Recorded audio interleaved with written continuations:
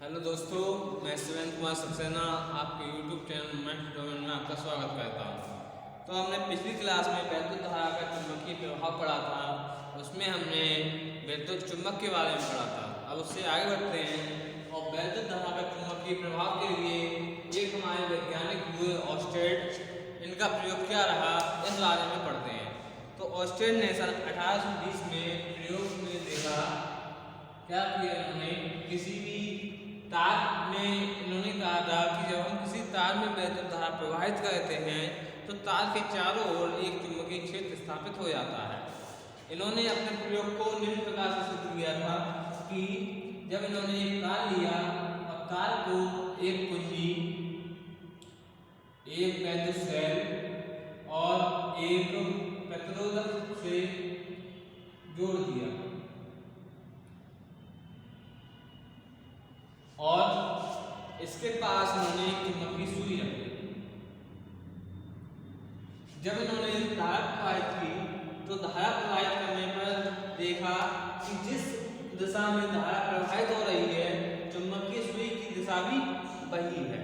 लेकिन जब इन्होंने कुंजी को ओपन कर दिया तो इसमें धारा प्रवाहित होना बंद हो गई और जो चुंबकीय सुई थी उसकी वो क्या हो गई, अपने स्थान से विक्षेपित हो गई। उसके बाद इन्होंने सेल को के डायरेक्शन को अपोजिट कर दिया और अपोजिट करने के पश्चात उन्होंने देखा कि सुई जो थी हमारी उसकी डायरेक्शन भी चेंज हो गई। फिर हमारी जो डायरेक्शन हो गई सुई की वो ये डायरेक्शन चेंज हो गई। तो इन्होंने इससे ये निष्कर्ष निकाला कि जब भी किसी वैद्युत तार में, किसी भी तार में वैद्युत धारा प्रवाहित करते हैं तो उस तार के दोनों ओर या चारों ओर हमारा एक चुंबकीय क्षेत्र स्थापित हो जाता है। तो इससे आगे का इनका प्रयोग था, 1820 में इन्होंने प्रयोग किया था। और इससे आगे देखते हैं कि वैद्युत धारा की अगर धारा प्रवाहित कर रहे हैं तो उसमें चुंबकीय क्षेत्र की दिशा क्या होगी। तो चुंबकीय क्षेत्र की दिशा ज्ञात करने के लिए इन्होंने दो वैज्ञानिक हुए,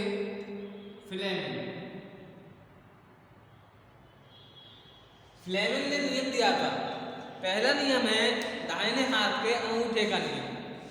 दाहिने हाथ के अंगूठे का नियम है, इन्होंने कहा था कि यदि हम अपनी उंगलियों को इस तरह से मोड़ें कि जो हमारी उंगलियां मुड़ी हुई हैं ये तार के लपेटे के लिए शो करें। जो तार लपटा हुआ है किसी तार पर, तार की दिशा है, और जो अंगूठा है हमारा वैद्युत धारा की दिशा को प्रेरित करे, यानी जो हमारा अंगूठा है वो धारा की दिशा को बताए, धारा की दिशा को बताए। तो इसके चारों ओर चुंबकीय क्षेत्र की दिशा होगी वो इन उंगलियों के लंबवत होगी। दूसरा प्रयोग था इन्होंने दाहिने हाथ के पेचकस का नियम।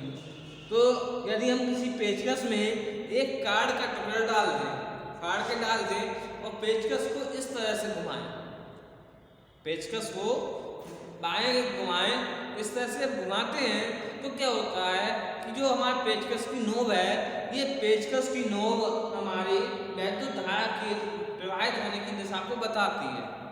जो हमारी नोब है वो वैद्युत धारा प्रवाहित होने की दिशा को बताती है, और जो इसमें जो कार्डबोर्ड डाला है जो इस तरह से घूम रहा है वह घूमने वाली दिशा चुंबकीय क्षेत्र की दिशा को बताता है। इसके लिए अब बात करते हैं कि जब धारा तार से प्रवाहित होती है तो एक चुंबकीय क्षेत्र स्थापित होता है। अब यदि हमें अधिक चुंबकीय क्षेत्र की आवश्यकता हो तो हम क्या करेंगे।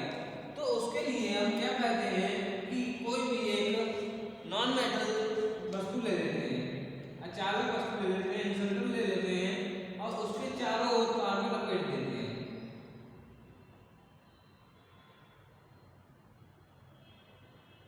इसके चारों ओर तार को लपेट देते हैं। इससे क्या होता है कि एक हमारा जो तार है उस तार में एक छोटे से क्षेत्र में ही काफी तार की बड़ा तार, लंबा तार आ जाता है। तार की लंबाई जो है वो बढ़ जाती है और उसको जो स्थान होता है वो बहुत कम हो जाता है। और जब इस प्रकार जब हमें एक बॉडी प्राप्त होती है जिसे हम कुंडली कहते हैं, जिसे क्या कहते हैं, कुंडली कहते हैं। या हम इसे जब इसमें धारा प्रवाहित कर दें, जोड़ते हैं और इसमें एक धारा नियंत्रक लगाते हैं तो ये हमारी क्या होगी, धारावाही कुंडली कहलाती है। और जब इसमें धारा प्रवाहित करते हैं तो धारा प्रवाह की जो दिशा होती है वो यदि प्लस से माइनस की होती है तो ये प्लस साइन और ये आपका माइनस है। तो हमने बताया था ये प्लस है और ये माइनस साइन है। तो इलेक्ट्रॉन की गति जो होती है वो इलेक्ट्रॉन मूव करते हैं। तो धारा प्रवाहित की दिशा हमारी प्लस माइनस से प्लस की ओर होती है। तो इसके लिए एक फ्लेमिंग वैज्ञानिक थे, उन्होंने अपने दाएं हाथ का हथेली का नियम किया था, बाएं हाथ का नियम किया था। बाएं हाथ का नियम क्या था कि हम अपनी उंगलियों को इस प्रकार से मोड़े, इस प्रकार से मोड़े कि जो अंगूठा है वो बल की दिशा बताए और जो हमारी उंगली है वो एक दूसरे से कैसे हो, 90 डिग्री पर झुकी हुई हो। इस तरह से देखेंगे कि ये इसके लंबवत है और ये उंगली इसके लंबवत है। तीनों ही उंगलियां हमारी कैसी हैं, लंबवत है। तो यदि हमारी तीन उंगलियां लंबवत हों तो इस कंडीशन में इन्होंने बताया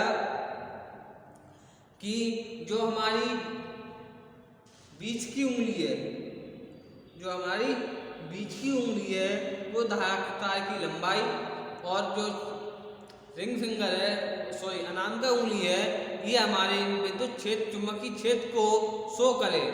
तो हमारा अंगूठा जो है चालक पर लगने वाले बल की व्याख्या करता है, चालक पर लगने वाले बल की व्याख्या करता है। और ये बल किसके बराबर है, उसमें बहने वाली धारा और उसके चारों ओर स्थापित चुंबकीय क्षेत्र और जो चालक तार है उसकी लंबाई के गुणनफल के अनुपाती होता है, गुणनफल के बराबर होता है।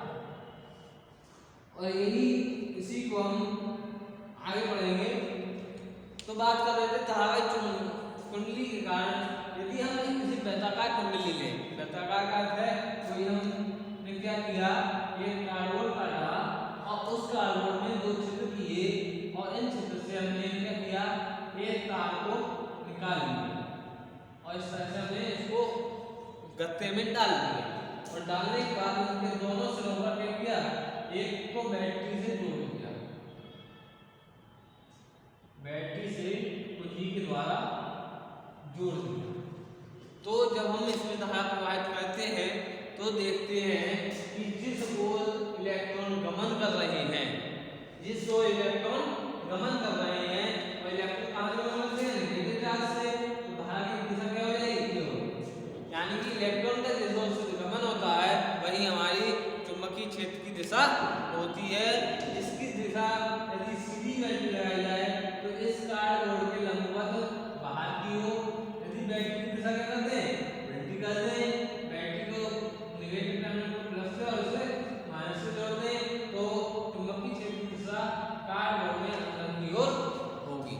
तो इसी बेस पे बहुत सी इलेक्ट्रॉनिक आइटम आजकल मार्केट में बनाए गए हैं, जैसे कि हमारा पंखा है या विद्युत मोटर है, विद्युत जो हमारी मशीनरी हैं जो विद्युत से चलती हैं, ये सभी चीज़ हमारे विद्युत धारा के चुंबकीय प्रभाव के अनुसार कार्य करती हैं। अगला नियम है हमारा दाएं हाथ का हथेली का नियम। दाएं हाथ की हथेली का नियम, इसके द्वारा हम किसी भी चालक में लगने वाले बल की दिशा बताते हैं। तो इसका नियम ये है कि हमने दाहिने हाथ की हम हथेली को इस प्रकार से फैलाएं। तो आप देख रहे हैं एक अंगूठा है और ये हमारी उंगलियां हैं। तो अंगूठा और उंगलियां एक दूसरे से क्या है, लंबवत है।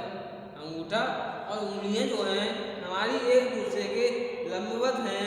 तो यदि हमारा अंगूठा जो है चालक धारा की दिशा बताए और जो उंगलियां हैं वो उंगलियां जो हैं इस धारा प्रवाहित की होने पर उंगलियां जो है हमारी किसकी दिशा बताएं, चुंबकीय क्षेत्र की दिशा बताएं, तो लगने वाला बल हथेली के लंबवत होगा।